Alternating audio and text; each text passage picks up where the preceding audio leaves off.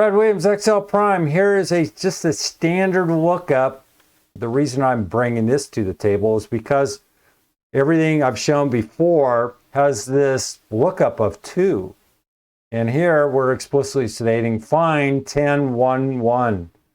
1011 based on, we're going to have this lookup vector and then our result vector.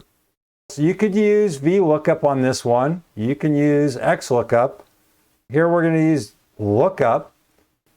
Here we're going to look up 1001, B5 to D11.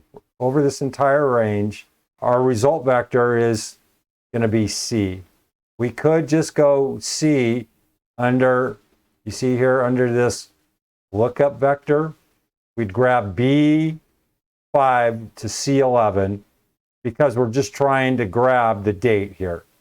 I just extended this to include B to D because of the other examples here. Price, we're still looking at G4 as our lookup. Our result vector is going to be D.